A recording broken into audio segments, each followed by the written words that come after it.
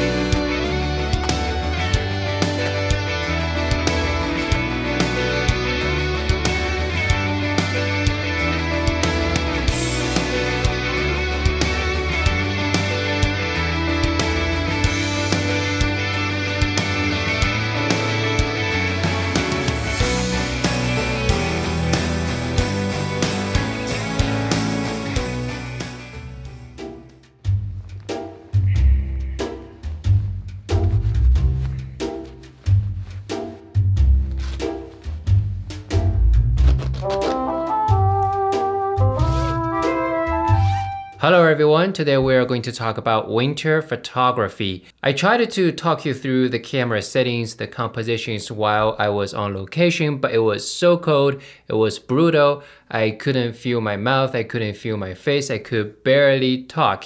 Now I'm back home and I'm going to show you some photos I took and I'm going to talk about them. By the way, for those of you who are new to my YouTube channel, I use Capture One to process all my Fuji RAW files. And if you are interested in Capture One, you can use the coupon code AMBCAI when you check out to save some money.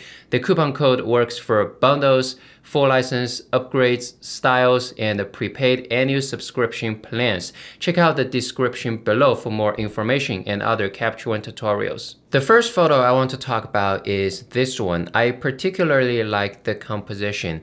This photo was shot with Fuji X-T2 and a 55 to 200mm lens, and the camera setting was ISO 200 f8 and the shutter speed is 0.4 seconds. I focused on the tree, used back button focusing, and then I manually adjusted the focus slightly a little bit just to make sure the grass in the foreground is also in focus. And I found when shooting at 100mm, the depth of field is relatively shallow, so I used f8 to increase the depth of field so I can have the grass in the foreground and the tree both in focus. Now let's talk about the composition.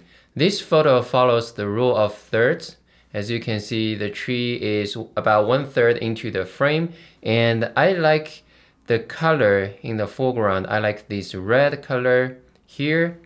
And there is actually a mountain behind this tree. The mountain is about here, but due to the snow and the mist, you can't see the mountain right here. Actually, I think that enhanced the separation and makes the tree stand out further from the background. So that's why I really like it. One thing to note for this photo, I actually used exposure compensation. I set it to +1 because when you are shooting snow, everything's so bright and your camera is going to compensate that by lowering the exposure. So the snow might appear mid-gray instead of white in the photo.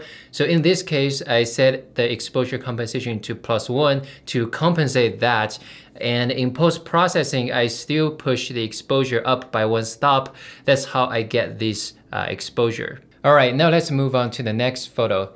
The next photo, I took this photo because I particularly like the mist right here. I think the mist creates a very unique mood for this photo. The sun is right here, that's why this side of the photo is a little bit warmer and this side of the photo is a little bit cooler, and I think that combination looks very good.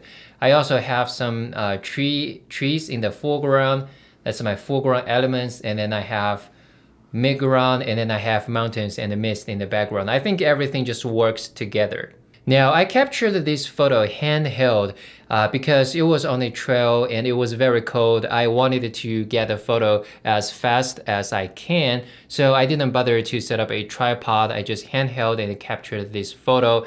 I remember I focused on this tree, and then I used f11. I probably could get away with f8, but I didn't bother to check if my foreground is in focus, if my background is in focus. I just used f11 thinking if f11 should be enough to capture the entire depth of field. That's why I used f11.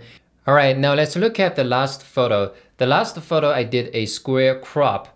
There is something going on both sides, which I don't think contribute to the composition. That's why I cropped those out so I can focus on the foreground element here, and then the midground, which is the lake, and then the mountain as my background, and then the clouds in the sky.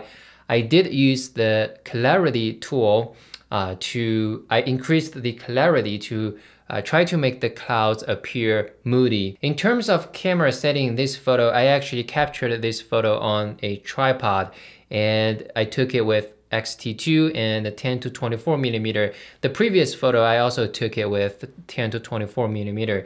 And for this photo, this was shot at 19 millimeter and ISO 200 and f11. I focused on this foreground stuff right here, and then I used f11 to get the entire depth of field. Alright guys, that's it from me today. I hope you enjoyed this video. For winter photography, I think the most important thing is to stay safe, stay warm when you are out shooting photos. Alright guys, if you are interested in Capture One, you can use the coupon code AMBCAI to save some money when you check out. Check out more information and tutorials in the description below. Alright guys, I hope you all have a fantastic day. Until next time, bye for now.